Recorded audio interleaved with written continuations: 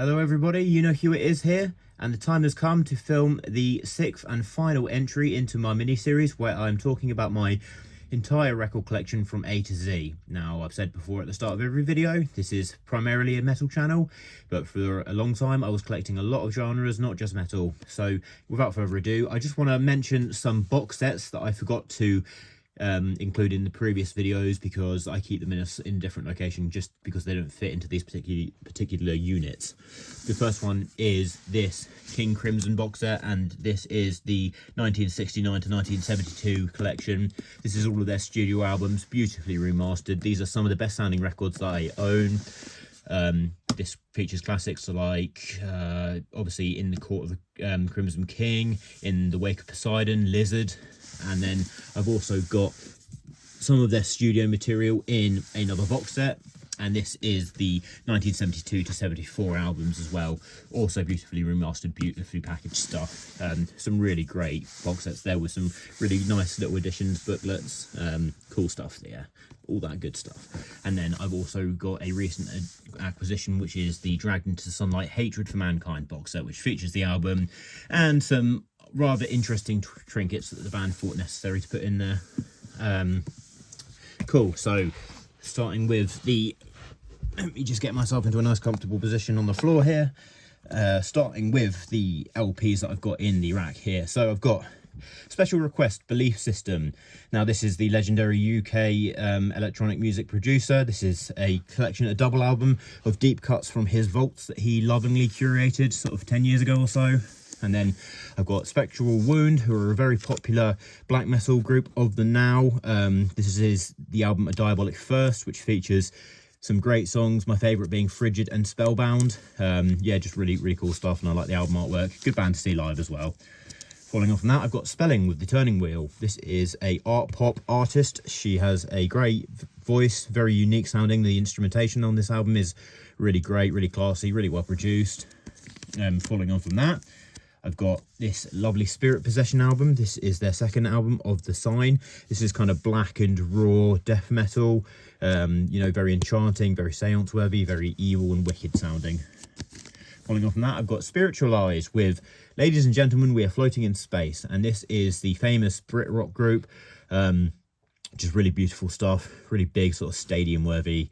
This is alternative artwork as well. And then after that, I've got the awesome Squid with their debut album Bright Green Field. Squid are a modern UK post-punk band, very artistic, very cool. I saw them live, actually. They were the first band I caught during the whole pandemic era. They played a sort of little set of songs that they were working on for upcoming material, and they were absolutely awesome. After that, I've got Gets Gilberto. Now, this is the iconic Bossa Nova record, and this is a sort of classic Latin jazz, Cuban jazz fusion, some really pretty stuff on that. After that, I've got Steely Dan with Can't Buy a Thrill, one of my favourite sort of classic, dare I say, dad rock bands. This obviously features songs like Do It Again and Dirty Work, just really cool stuff. Following on from that, I've got Stephen Wilson with The Future Bites. So Stephen Wilson, obviously the frontman and mastermind of the progressive rock band Porcupine Tree. This is a solo album that he released a few years ago. Great production, kind of cool songs, just cool little album. And then after that, I've got Stone Temple Pilots, 90s grunge classic. This is, I think, is this the self-titled? I can't remember the time. Yeah, this is the self-titled album for some reason. I couldn't remember the name there. And then after that, I've got Suffocation, Effigy of the Forgotten, one of the best death metal albums of all time, one of the most influential death metal albums of all time, brutal death metal masterpiece. Following on from that, I've got Benji by Sun Kill Moon. Now, this is one of my favourite folk albums of the 2010s. This is a near-perfect record, absolutely phenomenal storytelling. Mark Kozelek's voice, his just way of telling stories, and his, you know, just ability to take you on a journey is phenomenal. This is a beautiful album. After that, I've got two records by the legendary Sun Ra. So this is like jazz fusion experimental. This is the iconic Lanquidity album, and then I've also got the Sun Ra and his orchestra, which is his group, the futuristic sounds of Sun Ra. And then after that, I've got this is Sun O, the drone metal duo, and this is Pyroclasts, which was, I think, I don't know if it was the last album or the one before that, but they released 2 albums in 1 year, Life Metal and Pyroclasts. Just really amazing drones here, really hi-fi production, really cool stuff, just, you know, very artistic. And I love the album artwork on that as well. Then I've got Sunny Day Real Estate with Diary. This is a totemic album in the sort of classic emo rock sort of canon. Absolutely beautiful stuff, just chilling, really pretty songwriting. I really love revisiting this. Then after that, I've got the first of my Swans records. Now, Swans are obviously the iconic no-wave outfit, masterminded by Michael Gira. I finally got to see them a couple of years ago, and it was probably the loudest concert I've ever been to. One of the most incredible experiences. Just Michael Gira is a genius, and this is an amazing group. So yeah, this is Filth, which was their debut. This is sort of really unapproachable, brutal no wave, just really countercultural music that's just so punishing and pummeling. That was followed by, I've got the EP Public Castration Is a Good Idea. Interesting title, of course. And yeah, this is just some more really punishing early Swans no wave. And then from there, I've got my favourite album of their pre-Reformation era, and this is Children of God. For me, this is arguably my favourite album of theirs. I think it brilliantly combines a lot of their gothically tinged sort of second era material with, you know, the early no wave, but a lot of the proggier elements. And it features some amazing, beautiful tracks like Jobbo, the female vocalist, like solo pieces, but also some of their darkest songs. It's just amazing emotional rollercoaster of an album. And I've got The Great Annihilator, which is a big one from their gothic era. It features some great tracks. I think this is the one that has Celebrity Lifestyle. And then after that, I've got the soundtracks for the Blind box set. Now, this is probably their most iconic record, the thing that they're most well known for. And this is just a huge collection. I think it's like 2 hours long of just loads of different sound samples that Michael Gira put together. And this was right before they broke up and went on hiatus. It's not my favourite Swans album, but it is a fan favourite, and it features a lot of amazing tracks, very diverse, and it was very groundbreaking for the time it was released, and actually hinted at a lot of the stuff they would later on go on to do. And then once they reformed, I've got the album My Father Will Guide Me Up a Rope to the Sky, which is the first album of their Reformation. It doesn't really kind of fit the context of a lot of the stuff they do after this, but it's a reasonably good album, like once they reformed. Then I've got the first of the iconic trilogy. This is The Seer, which is a very dark album, and hinted at the sort of ambitions that they do over the next few albums. This is also like a 2 hour long affair, which would become a bit of a running theme over the next few albums. Then I've got the To Be Kind album. Amazing. This is just such good modern rock. This is a kind of like you're listening to the sounds of like an angry god.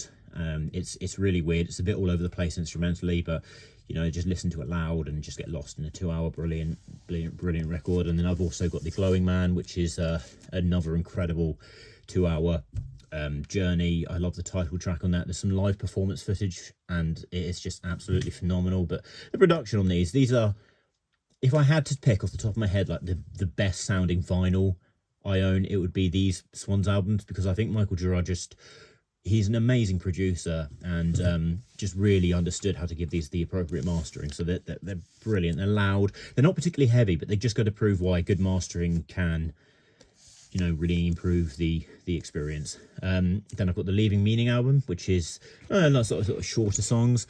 I kind of stopped collecting from there. I haven't really been into some of the albums they've done since then. I've listened to them and they are good. Following on from that, I've got The Sword with Gods of the Earth. Now, this is the really popular sort of doom stoner metal group. Just really cool, very righteous sounding stuff with the lovely shiny foily artwork there. Following on from that, I've got I know this album's entitled Jazz Rock. What's the name of the artist again? Going to really bother me if I can't figure out what his name is. Okay, I can't remember the name of this artist. But yeah, jazz rock. This is like Japanese jazz rock fusion.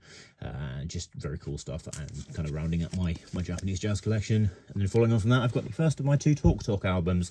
Obviously, Talk Talk is the band that featured the vocalist Mark Hollis. I talked about his solo album in a previous edition of this series, and this is some of the most beautiful, like overtly beautiful rock music that's ever been created. This is Spirit of Eden, which is also very frequently paired with this album, Laughing Stock, which is a bit more disjointed and a bit more abstract, but it's just amazing music, that is. I've got Tame Impala with Currents. This is one of my favourite indie albums of the 2010s. I think this is where they sort of peaked. I just think some of the songs on this are great. I think Kevin Parker's approach to songwriting and storytelling and, you know, just the styles that he incorporated on this were brilliant. Following that, I've got the Currents album, which is where they went like really electronic and really synthy, and I think this features some really amazing tracks. I feel like after this, they just kind of haven't gotten the magic on a lot of the material for me, but yeah, really great stuff. After that, I've got this album. This is Tara Clerkin Trio. This is like trip hop meets like electronic music, and it's just really cool, really laid back. Nice album artwork as well.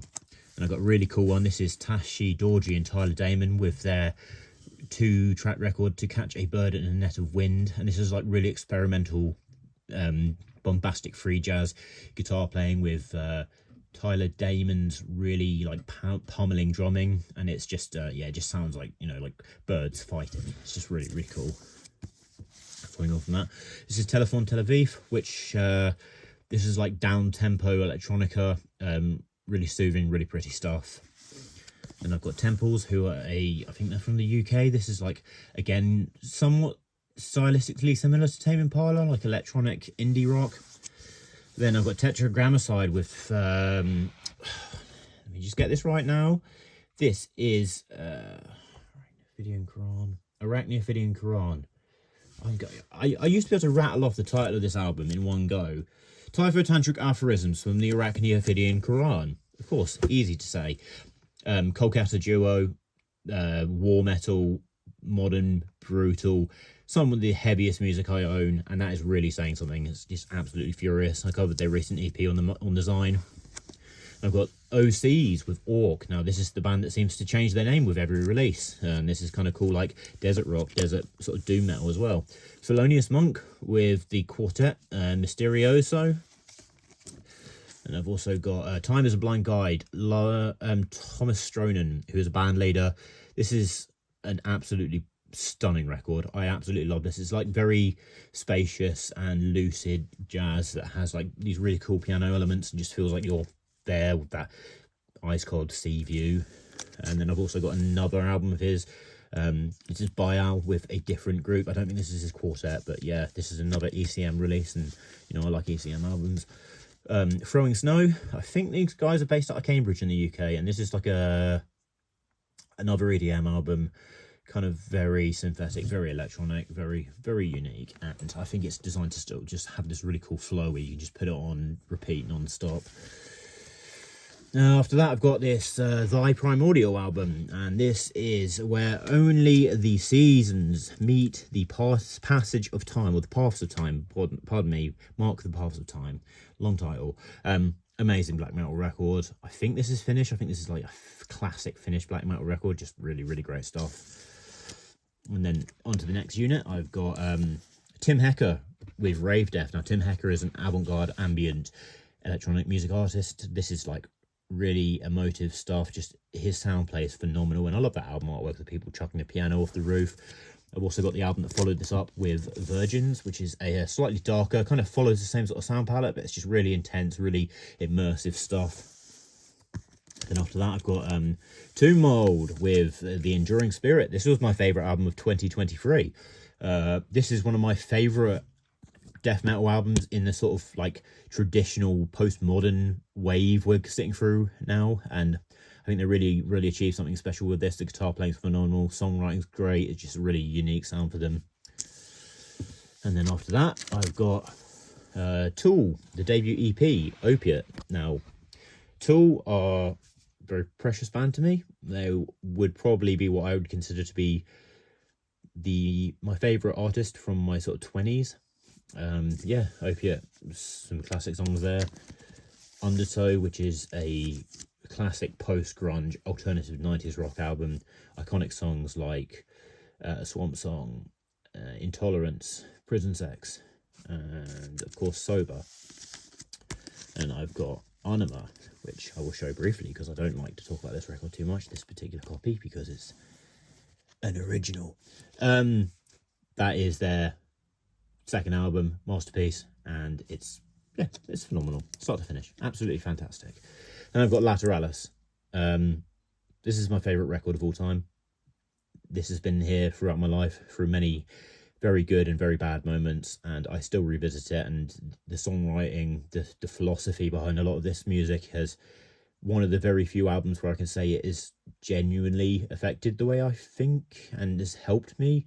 I guess I feel like that's a phrase where a lot of naive music fans like to throw that about quite a lot, but I do feel like there's a very small handful of albums that I can say that about. But yeah, Lateralis, perfect music.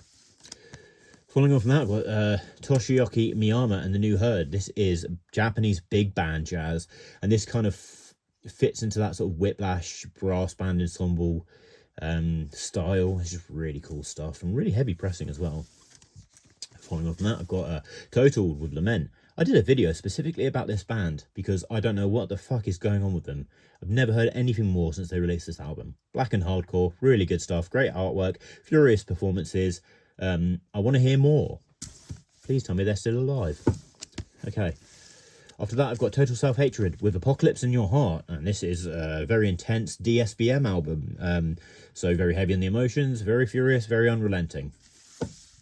After that, I've got, this is Tricky with Max and K, which is iconic trip hop and just like rap album. Just really cool, very UK, like very, very British sounding. After that, I've got Tyler, the Creator, with Scumfuck Flower Boy. Great album artwork. I'm not actually the biggest Tyler, the Creator fan, but I do quite like this album. After that, I've got Uboa with The Origin of My Depression. Now, this is a Australian artist, and she makes electronic, like sound collage instrumentation. This is an album that takes you on a journey. This is one of the darkest albums I've ever heard in my life. The first time I heard it, it actually took me quite a long time before I could summon up the courage to revisit it. It is so powerful from a holistic standpoint. Try listening to that in a dark room, start to finish.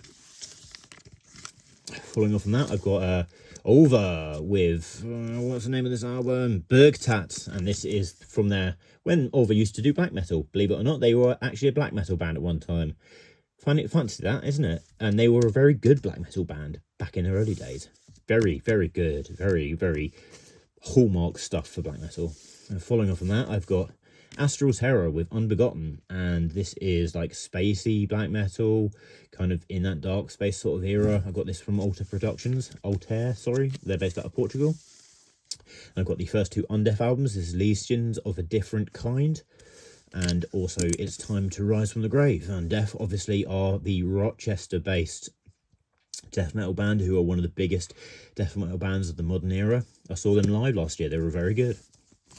Then I have got Lee Perry with Super Ape, and this is iconic dub reggae musician. Just a very cool album. He's got a very big discography, and I wanted some reggae, and I quite enjoy this one. After that, I got Vacuous with In His Blood. This is the second album. Came out last year. It was on my year-end list. I like this very much. Like gothic, but also kind of all over the place stylistically, but not too drastically. It's just a very, very good death metal album. After that, I've got Lost Transmissions from the Off-World Territories, and this is a compilation from various artists, kind of abstract electronic. After that, what's this? I've got Decca. This is a EDM house record that I picked up in Barcelona when I was shopping for some electronic music a few years ago. After that, I've got In Death's Midst, and I think this is volume 1. This is a compilation also from Altair Productions, black metal compilation, very raw, some really cool tracks on here. After that, I have got J-Jazz, Deep Modern Jazz from Japan, volume 2. This entire series is phenomenal. Like, if you want to have a good taste of like the Japanese jazz scene just through specific eras, this is 69 to 83, then this series is really good to go for. These releases, the actual physical vinyl is just beautiful, and there's just some amazing music on here. Following on from that, I've got this is again there's a couple like EDM collections. I've just got some like albums of like dub and like drum and bass and house music that are just, you know, various artists that I picked up along the way. This is another one as well. And then after that, I've got Venom Prison. I've got 3 albums by Venom Prison. So I got into them a few years ago, and initially I was quite taken with them. I will admit that, like, as time's gone by, I don't rate them quite as highly as I did a few years ago. But, you know, there's nothing wrong with their music. They're a very promising, very kind of prolific UK band. And some of the songs are pretty impressive, like the actual themes, like perpetrator emasculation, matrophagy. You know, there's some quite cool, very brutal, dark songs for UK death metal. That is the Animus album. Then also I've got the Samsara record and Erebos, and I think that's an Alien Kranta album artwork, who's done the new Immolation album artwork as well. He's one of the most amazing artists who's making music for, like, making album artwork at the minute. Just really great neoclassical paintings. After that, I got VJ Aya Trio with Exalarando. This is one of the most iconic jazz albums of the modern era. I think this album won a Grammy. VJ Aya, very distinctive piano style, really beautiful stuff, really peaceful. Yeah, just great artist. I've also got the Break Stuff album from his trio, which is there's a lot of things I like about this even more. Just the texture of some of the drums is really good on this. I think, what label is this? Yeah, this is an ECM as well. And I've also got his new trio that this came out like 4 years ago, I think, maybe a little bit longer. This is a phenomenal record. Tyshawn Sorry's drum performance on this is some of the best drumming I've heard in, like, jazz in the last decade at least. Yeah, really great stuff. And also VJ's approach to playing piano is very different to what I've become used to. So he's a very, very talented and, you know, eclectic musician. I've got Vaudeville Villain. This is the Victor Vaughan self-titled album. It's not Vaudeville Villain, sorry. This is the Victor Vaughan album. Obviously, MF Doom, this is his real alias. And this is an absolutely amazing record. This is my favourite of his solo albums. Just phenomenal stuff. After that, I've got Viscera Infest with Teratoma. Japanese gore, like hyper gory, brutal death metal. Just disgusting, but really, really entertaining stuff. After that, I've got Winter Sun with Welcome to My Last Chapter. Classic black metal, really emotive, really powerful, really chilling, just iconic. Just, you know, you got to get into this at some point through your black metal journey. Then I've got my second favourite album from last year. This is Void Ceremony with Abdeton. Now, this is like full jazz fusion meets modern death metal, modern traditional death metal. Really great stuff from a sort of instrumental writing standpoint. Just very talented, intelligent music. After that, I've got Wise Blood with Titanic Rising. Now, she is like a chamber pop artist, and this is an absolutely stunning record. Her voice is amazing, very sort of vintage sounding, but she's a really great songwriter. Following on from that, I've got White Metal and Warp and Take. This was also from Altair Productions, and this is like some like light black metal with some very spacey, entrancing acoustic performances. After that, I've got It's Hard by The Who. This is one of their later albums, and it's sort of like kind of overshadowed by some of their earlier, more iconic stuff, but it's still a very good rock album. After that, I've got Winter Sun with Time 2, and this is the long-awaited follow-up to the first Time record, which I don't own for some reason, but Winter Sun, obviously, like, extreme power metal / death metal band, and this was a very expensive album. I think it was a very controversial album as well, in terms of, like, the creation of it, but it was released a couple of years ago, and I quite enjoy it. Then I've got Weegadood with the first album of their trilogy. I'm not going to try and pronounce the title of the trilogy, but yeah, I really like this band. I caught them live and it was phenomenal. I want to get the other 2 records in this trilogy. Just really great modern black metal, not that traditional, but instrumentally, like the riff writing in it is just so good. Then I've got a couple albums by Wire. This is Pink Flag, which is possibly my favorite punk record of all time. Just if you want a textbook perfect example of like post-punk or like technical punk instrumentation, don't miss this. Phenomenal album. And I've also got the album Chairs Missing, which was the follow-up to this, which is another very good punk rock album. I don't quite like it as much as the debut. It's quite different stylistically, but yeah, it's very, very good stuff. But The World is a Beautiful Place, and I Am No Longer Afraid to Die. This is like American emo, modern emo stuff. I got this years ago. I haven't listened to this in quite some time. I actually saw this band live briefly at a festival last year. I might listen to this one again at some point. Like, you know, good thing about this video series that I've been doing is that it's encouraged me to go back and listen to a lot of stuff that I haven't heard in quite a long time.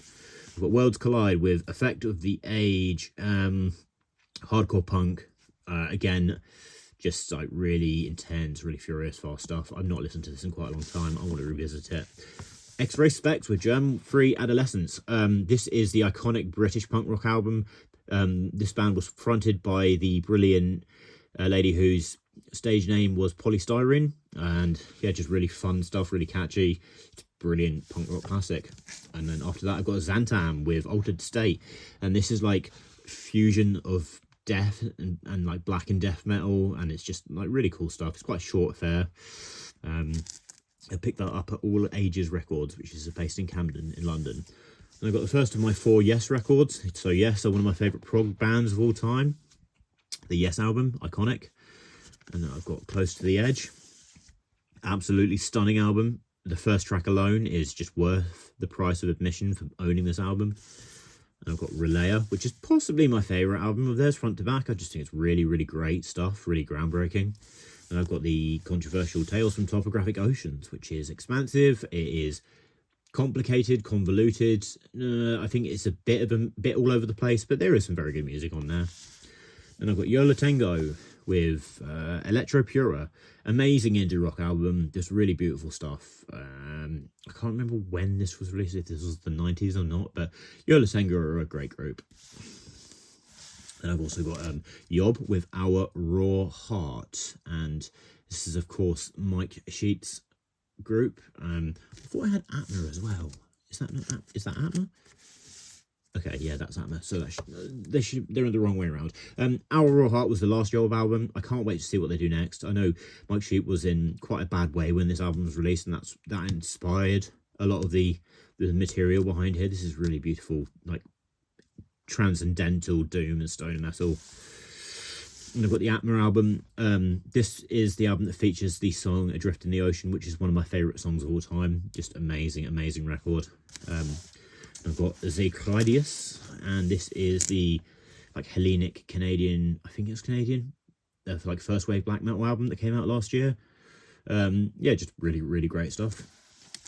And then after that, I've got just a few like smaller discs, 7 inches. This is Alpha Mist, who I've talked about earlier in the video series. I got this at Rough Trade on, they were doing like a 1-day event with this 2-track disc I managed to pick up. And I've also got this is Northern Draw blank, and I think no, I'm thinking of something else. Yeah, Northern Draw blank. This is EDM. I picked this up in Barcelona. Same goes for this little one, which I can't actually remember the name of, but I've written 45 RPM on it because it took me a little while to work that out. All right, guys, thanks for tuning in, and thanks for watching this series. It's been really cool to revisit my entire collection. Just, you know, makes me realize how much I've collected over the years and how fucking big this thing is, and just the amazing journey and the history that I've, you know, gathered for myself. If you've watched this so far, then, you know, I really appreciate all the viewing, and stay tuned for more stuff. As always, stay brutal. You know who it is.